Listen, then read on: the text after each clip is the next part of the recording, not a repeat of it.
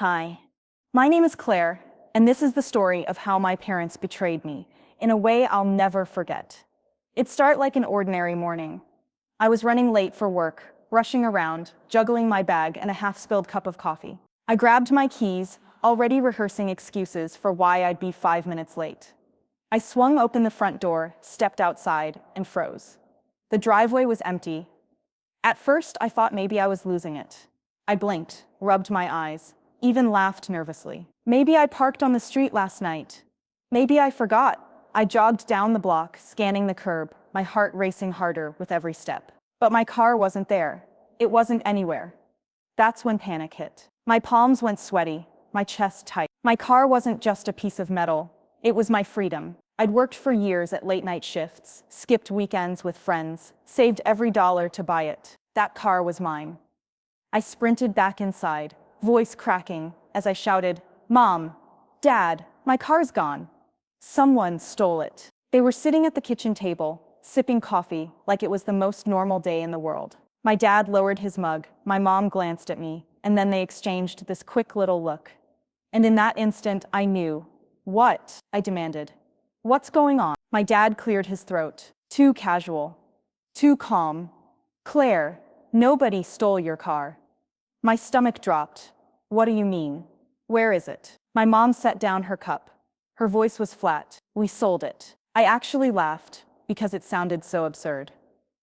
We sold it," my dad repeated, like it was no big deal. "Don't be so dramatic, Claire. It was for a good reason." My pulse pounded in my ears. My face burned hot. "For a good reason? That was my car. I paid for it with my money. What reason could possibly justify?"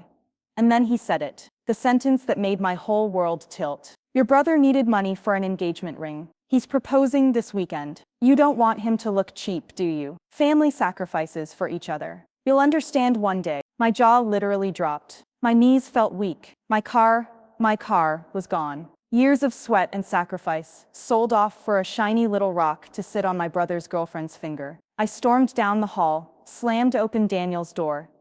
"Did you know about this?" I snapped. He leaned back in his chair, smirking. "Of course I did. Don't be bitter, Claire. It's not like you were going anywhere important in that thing anyway." I wanted to scream. My fists curled so tight my nails dug into my palms. My throat burned with words I couldn't even form. But I didn't scream. I didn't cry in front of him. I just stood there, silent, while rage boiled inside me. Because in that moment, I realized something. This wasn't just about a car. This was about my parents treating me like I didn't matter. About them proving once again that Daniel was the golden child, and I was just expendable. But they were wrong about one thing. If they thought I would just roll over and accept it, they had no idea who I really was. This wasn't the end. This was just the beginning. After the car incident, I wish I could tell you it was just a one-time mistake. That my parents realized how unfair it was and tried to make it right. But that would be a lie. The truth is, it wasn't surprising, because favoritism had been a pattern in my family. For as long as I could remember, my brother Daniel. He was the golden child. Always had been. When he failed classes, my parents said, "He's just not a school person. He's meant for bigger things." When I got anything less than an A, they'd ask why I didn't study harder. When Daniel wrecked not one, but 2 cars before he turned 22, they scrambled to bail him out. New insurance, repairs, excuses, whatever it took. When I asked for help buying college textbooks, I got a lecture about personal responsibility. So maybe I shouldn't have been surprised when they sold my car to buy his engagement ring. But knowing the storm is coming doesn't make it hurt less when it hits. The days after were brutal. I had to beg coworkers for rides, bum lifts from friends, and when that didn't work, I took the bus, which meant being late, which meant my boss breathing down my neck. And all the while, Daniel was strutting around the house like a peacock, flashing that sparkling ring at anyone who'd look. One night, I was sitting at the kitchen table, scrolling through job listings, trying to figure out how I could pick up another shift, when Daniel walked in with his fiancée, Madison. She was sweet, honestly. Too sweet. She had no idea that the rock on her finger was bought with my stolen freedom. "Claire, isn't it gorgeous?" she gushed, holding out her hand, the diamond catching the light. I forced a smile, my stomach twisting. "Yeah, it's something." Daniel grinned at me, that smug little grin that made my blood boil. It's what she deserves. Not everyone settles for second best. I wanted to slam my laptop shut, scream, throw something. Instead, I just bit down so hard on the inside of my cheek that I tasted blood. Later that night, I overheard my parents in the living room. My mom was saying, "Daniel deserves the best wedding. We should help with the costs." And my dad replied, "Don't worry about Claire. They always figure something out. They always figure something out." Do you know how it feels to hear your parents talk about you like that? Like you're not a person, just an afterthought. Like your struggles are invisible because they assume you'll just keep pushing through, no matter how much it hurts. I went to my room, shut the door, and let the tears come. My chest ached, my throat raw from holding it in all day. But after the tears came something else. Resolve. If they thought I was just going to accept being the background character in my own family story, they were wrong. I wasn't going to beg for their help. I wasn't going to keep waiting for scraps of approval. No, I was going to get out. I was going to work harder, push further, and prove to myself that I didn't need them. And one day, when I came back, they'd regret ever underestimating me. Losing my car felt like losing a piece of myself. But instead of breaking me, it pushed me into survival mode. With no car, everything was 10 times harder. Getting to work meant catching buses that never showed up on time, or walking for miles when they didn't run at all. I'd show up sweaty, exhausted, and late, while my boss gave me that look, like he was one warning away from firing me. But I couldn't quit. I needed the money, so I picked up every extra shift I could get. When coworkers didn't want their weekend hours, I took them. When my manager asked for someone to cover nights, I raised my hand, even if it meant dragging myself home at sunrise. And when I wasn't working at my main job, I hustled on the side. Dog walking, tutoring, babysitting, cleaning out people's garages for cash. You name it, I did it. My feet ached constantly. My eyes burned from lack of sleep. Some nights I'd fall into bed, so tired I couldn't even remember laying down. But slowly, painfully slowly, my savings started to grow.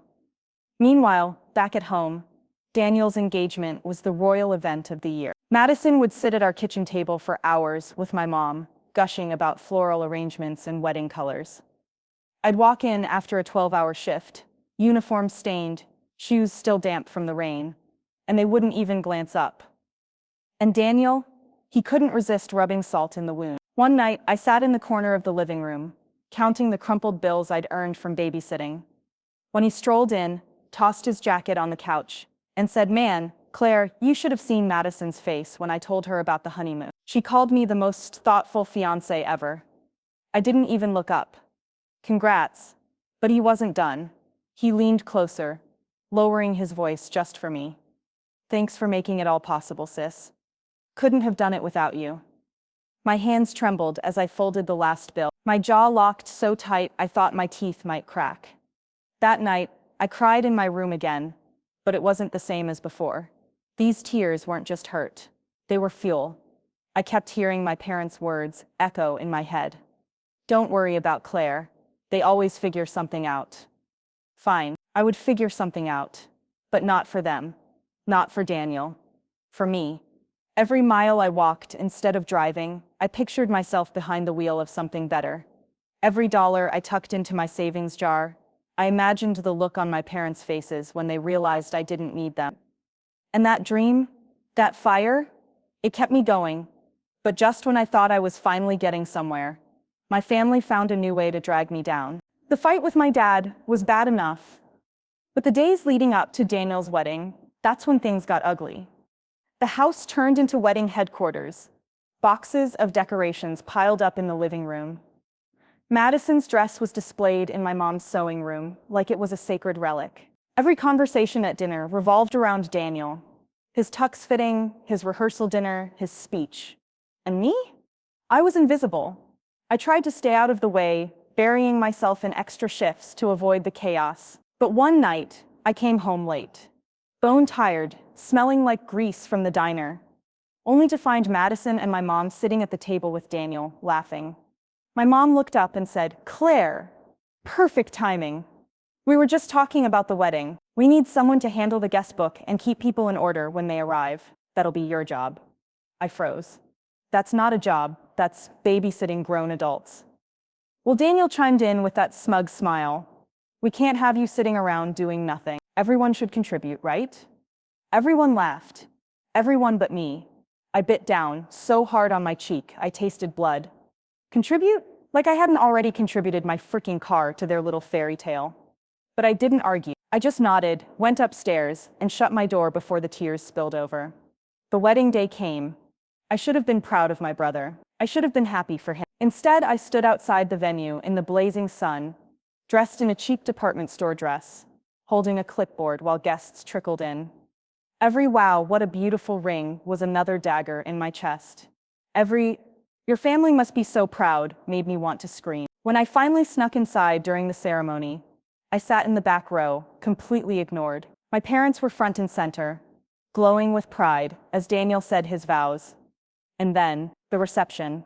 That's when things really hit the breaking point. I tried to fade into the background, but Daniel made sure I didn't. At one point during his big thank you speech, he actually looked over at me and said into the microphone, "And of course, a special thanks to my sister Claire for always being so resourceful. You really helped make this day possible in more ways than one." Laughter rippled through the room. Some people clapped, but I knew he was mocking me. My face burned. My stomach twisted. I wanted to crawl under the table. Madison, sitting beside him, gave me this little pity smile, as if I was some sad, clueless side character in their love story. I clenched my fists under the table until my nails dug into my palms. That was the exact second I promised myself. This ends here. I wasn't going to let them laugh at me, diminish me, or strip me down, ever again. They thought I was nothing, but one day soon, I was going to show them everything I was capable of. And when that day came, they'd choke on their smug little smiles. The morning after Daniel's wedding, I woke up with puffy eyes and a hollow chest. I stared at the ceiling for a long time, asking myself one question: am I really going to let them write the story of my life? The answer hit me like lightning. No. No more being the afterthought. No more being resourceful Claire, who gets scraps while Daniel gets crowns. That very day, I made my first big move. I walked into my bank, pulled out every dollar I had saved, and walked straight into a dealership. Not a Tesla. Not yet. But a reliable little Honda that was mine. Fully paid. When I slid into that driver's seat and turned the key, I swear I could breathe for the first time in months. That was the spark. From there, things snowballed fast. I doubled down at work. But this time I wasn't just grinding. I was strategizing. I switched jobs to a sales position that paid on commission. Every no I heard just fueled me. Every deal closed padded my savings. I studied. I networked. I climbed. I stopped waiting for approval. I stopped trying to explain myself. Instead, I let my results speak. And the results? They were loud. Within a year, I wasn't just surviving. I was thriving. My savings account grew faster than I ever imagined. I upgraded from the Honda to something nicer, started investing, and then came the day. The day I'll never forget. I walked into the Tesla showroom. The polished floors reflected the gleam of the car that had lived in my daydreams. Sleek, black, flawless. I test drove it once and knew it wasn't just a car. It was a statement. When I drove that Tesla off the lot, I wasn't just Claire, the overlooked daughter. I was Claire, the one who rose from the ashes. Claire, the one who built everything they tried to take away from me. But here's where it gets really sweet. One Sunday afternoon, I pulled up to a red light just a few blocks from my parents' house, and there they were, my parents and Daniel, standing on the sidewalk in their Sunday best after church. They turned. Their faces froze. My dad's jaw dropped. My mom covered her mouth. And Daniel? He looked like he'd swallowed a lemon. Because there I was, hands on the wheel of a brand new Tesla, the sunlight bouncing off that glossy hood. I slowed down just enough to roll the window down, leaned my arm casually on the frame, and smiled. "Hey," I said sweetly. "Nice day, isn't it?" The light turned green. I pressed the accelerator, And as I glided away, I caught a glimpse of their stunned, speechless faces in my rearview mirror.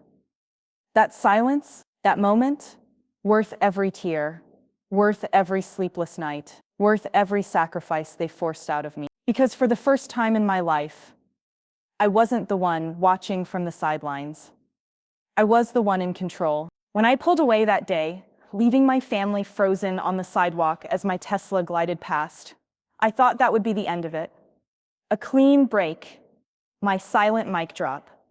But endings are never that simple, especially when it comes to family. The very next day, my phone started blowing up, missed calls from my mom, text from my dad. Even Daniel tried reaching out. I ignored them at first. I wanted them to sit with the image of me, confident and untouchable, driving past in a car worth more than Daniel's entire wedding budget. But on the third day, curiosity got the better of me. I picked up. "Claire," my mom's voice quivered. Fake quiver, like she was rehearsing for a play. "We saw your new car. It's really impressive." I said nothing, just waited. Then she dropped it. "You know, Daniel and Madison are struggling right now. It would mean a lot if you could help them. Maybe with a little loan for their down payment. You've always been so resourceful." There it was again, that word, resourceful.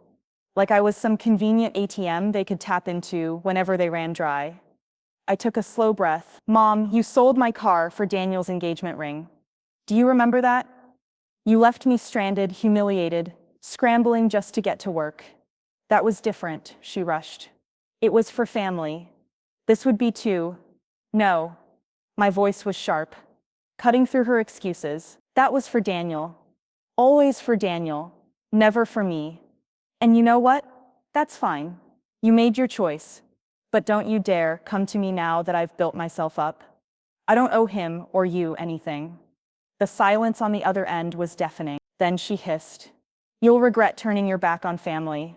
Click. I hung up. And for the first time in years, I didn't feel guilt.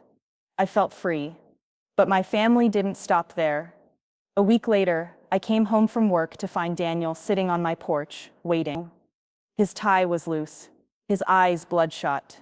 He looked tired. When I walked up, he stood, forcing a grin. "Nice ride," he said, nodding at the Tesla in the driveway. I brushed past him, unlocking my door. "What do you want, Daniel?" He followed me in, uninvited. "Look, I know things between us have been rough, but Madison and I, we're in a tight spot. Bills, rent, you know how it goes. I was thinking maybe you could spot us a little, just until I get things settled." I turned to him slowly.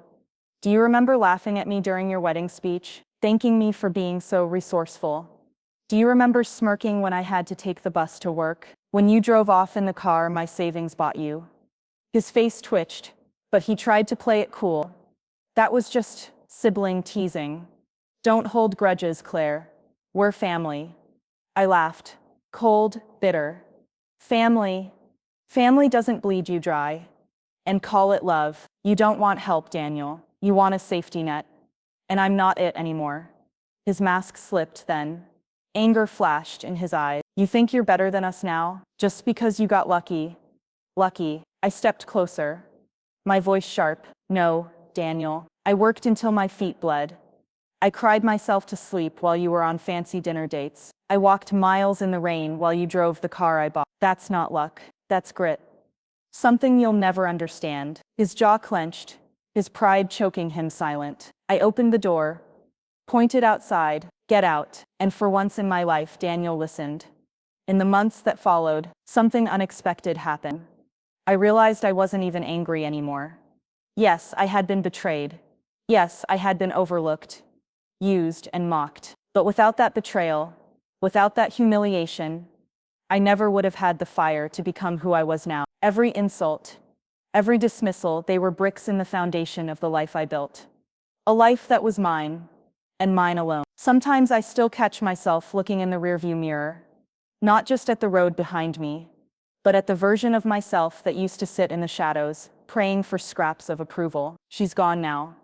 In her place is someone who knows her worth, someone who doesn't beg to be seen, but shines so brightly she can't be ignored. So here's the takeaway.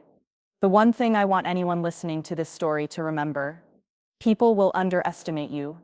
They will take from you. They will tell you you're not enough. And in those moments, you'll have a choice: break or build. I chose to build. And now, every time I slide into my Tesla, every time I feel the hum of that engine, I don't just hear a car. I hear the sound of freedom. I hear the sound of justice. I hear the sound of every "you'll never make it" fading into the distance. I didn't just prove them wrong. I proved myself right. And that is the sweetest revenge of all. Thank you for listening.